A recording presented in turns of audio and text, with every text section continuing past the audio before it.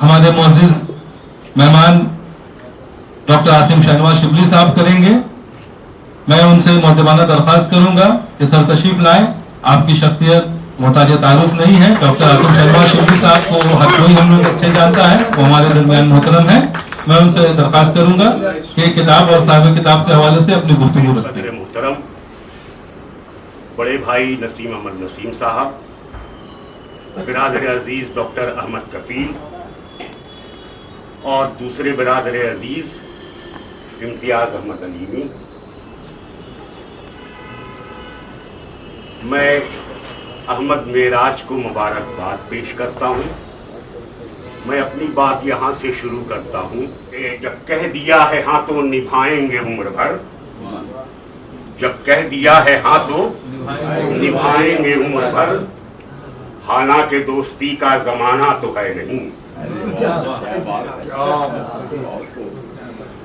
हज़रात वाला मैं अर्ज करता चलूं कि अहमद मेराज ने जो काम किया है वो काम अच्छों के बस की भी नहीं है, वो खंपर का भी नहीं है।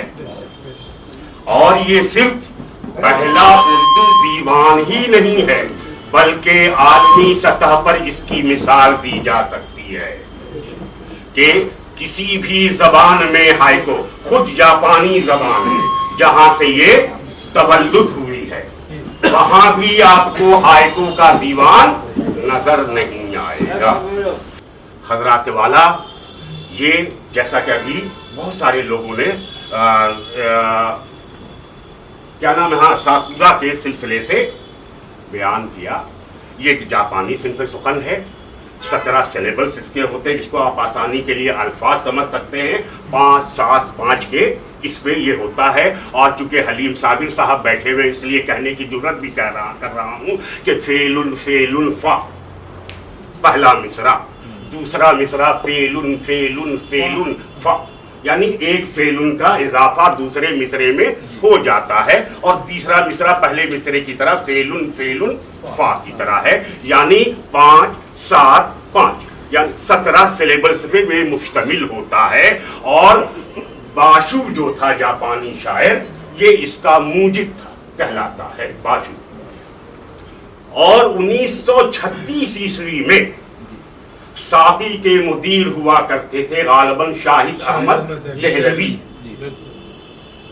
उन्होंने सबसे पहले उर्दू में जापानी अदब नंबर गालिबन निकाला था, जिसमें पहली बार इंट्रोड्यूस मुतारिफ करवाया था उन्होंने कि ये हायको है सिंफ सुखन क्या, जिस पर करामत अली करामत, जो मोतबर नाम है, लिखने वाले बहुत सारों ने लिखे हैं, हमने वो नाम ले रहे हैं जिनको लोग जानते भी हों।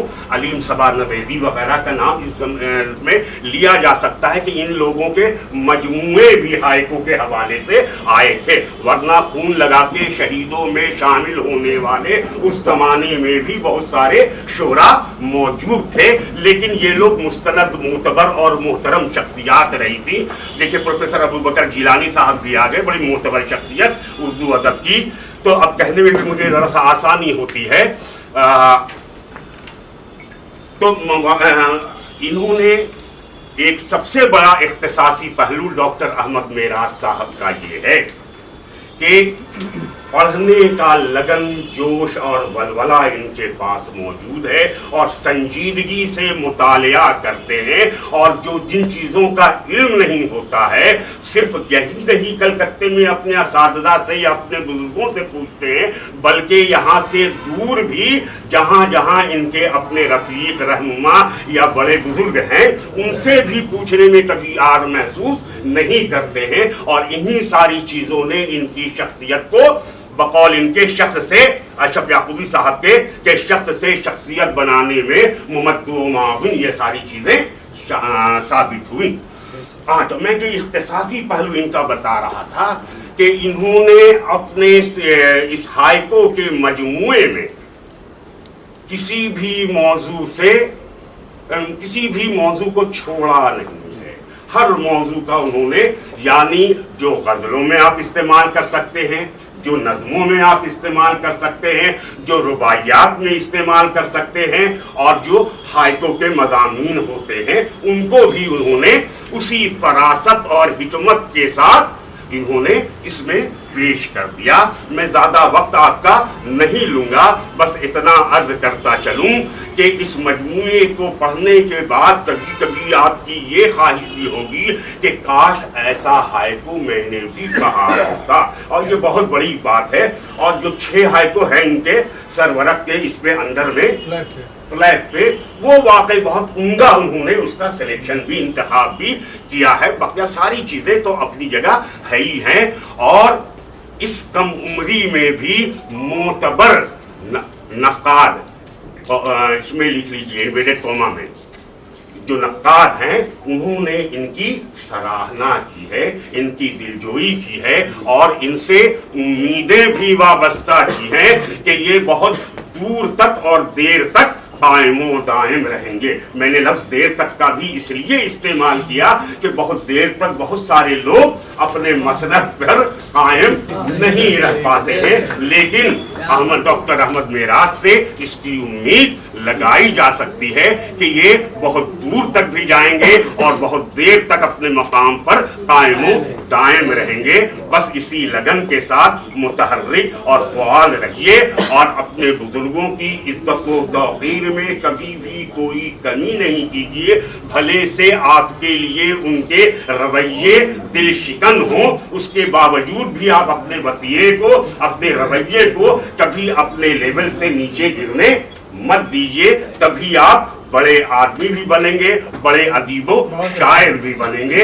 सबसे पहली चीज जो तहजीब है, वो तहजीब का दामन हमारी नस्ल में आहिस्ता आहिस्ता छूटता जा रहा है, और 1-2 किताब के बाद ही वो अपने आप को शायर और अदीब भी मुतसव्विर करने लग गए हैं। जबकि जरूरत है कि मुतालिया, मुशाहदा, तजर्बा, इन सारी चीज़ों को और मुहासबा को मिलाइए, तभी आपके इक्तिसाबातों, इदराकात का सही तौर पर जजमेंट हो सकता है, फैसला हो सकता है। हजरात वाला, इस अपनी इस छोटी मोटी तकरीर के बाद मैं आपसे रुखसत लेता हूँ और फिर अहमद मेराज को मुबारकबाद पेश करता हूँ। लेकिन जाते जाते